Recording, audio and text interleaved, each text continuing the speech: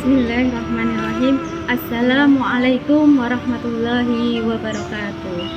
Permisa yang dirahmati Allah Subhanahu wa taala, semoga semua dalam keadaan sehat walafiat.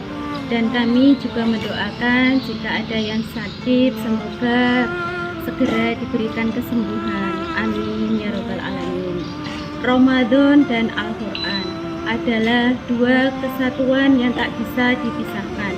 Kenapa? Karena Ramadan menjadi bulan yang mulia, karena di saat itu diturunkannya Al-Quran, sebagaimana Allah Subhanahu wa ta'ala berfirman, Sahru Ramadana ladzi unzila fihil Qur'an hudal linnasi wa bayyinatin minal huda wal furqan.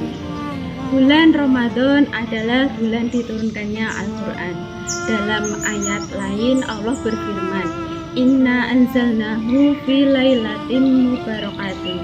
Sesungguhnya aku turunkan Al-Quran itu di malam yang penuh berkah, yakni di malam Ramadan, malam Lailatul Qadar. Spesifik lagi Allah sampaikan, Inna anzalnahu fi lailatul qadar. Wama adraka ma Lailatul Qadar. Lailatul Qadri khairum min alfi syahr. Sesungguhnya aku turunkan Al-Quran di malam Lailatul Qadar, dan itu berada di bulan suci, yaitu bulan Ramadan. Maka Ramadan dan Al-Quran tak akan bisa dipisahkan. Ramadan dengan Al-Quran tak bisa dijauhkan.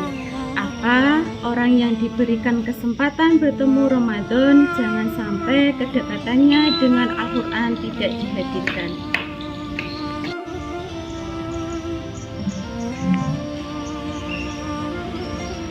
Maka mohon maaf, sudah berapa hari kita bertemu dengan bulan Ramadan ini?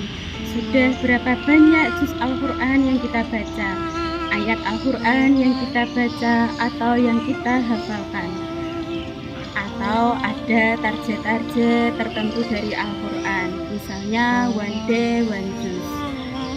Karena Ramadan tak akan bisa dipisahkan dengan Al-Quran, sekaligus menunjukkan kepada kita bahwa Al-Quran itu sumber kemuliaan. Karena apapun dan siapapun yang dekat dengan Al-Quran itu pasti mulia. Bulan yang menjadi diturunkannya Al-Quran menjadi bulan yang paling mulia, yaitu bulan suci Ramadan.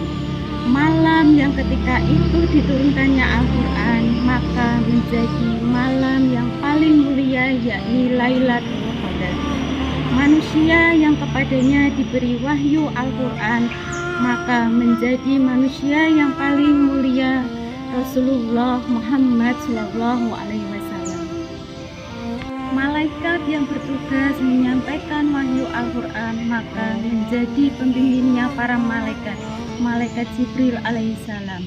Kota yang menjadi tempat diturunkannya Al-Quran maka menjadi kota yang paling mulia, Mekah dan Madinah. Apapun dan siapapun yang dekat dengan Al-Quran maka dia menjadi pribadi mulia. Maka bagaimana caranya agar kita mendekatkan diri dengan Al-Quran ketika bulan Ramadan? Setidaknya ada 4 cara kita lebih dekat dengan Al-Quran ketika Ramadan.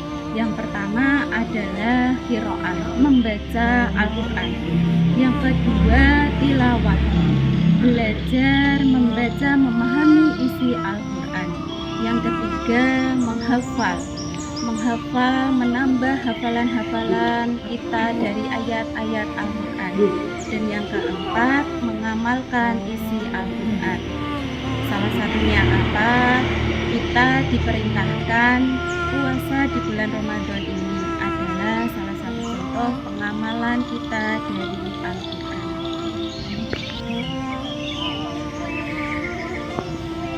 Maka pastikan 4 sikap kita tunjukkan di bulan Ramadan ini agar menjadi amalan terbaik kita di hadapan Allah Subhanahu wa ta'ala. 4 amalan kita dengan Al-Quran. Yang pertama membaca Al-Quran, yang kedua memahami Al-Quran, yang ketiga menghafal Al-Quran, Mudah-mudahan kita menjadi ahli Quran yang kelak kita semua akan diberikan syafaat, karena Al-Quran yang kita baca sebagaimana Nabi Muhammad SAW bersabda, bacalah Al-Quran, karena Al-Quran yang kita baca itu kelak menjadi syafaat ketika nanti hari kiamat. Dan ternyata level surga yang akan kita dapatkan nanti tergantung bacaan Al-Quran yang kita baca selama hidup di dunia ini.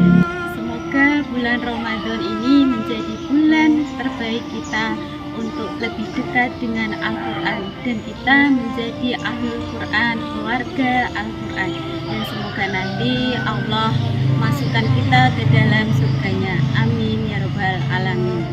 Semoga bermanfaat. Bila ada salah kata mohon maaf. Billahi taufiq wal hidayah. Wassalamualaikum warahmatullahi wabarakatuh. Ramadan, Ramadan, Ramadan ya Habib. Ramadan, Ramadan, ليتك دوما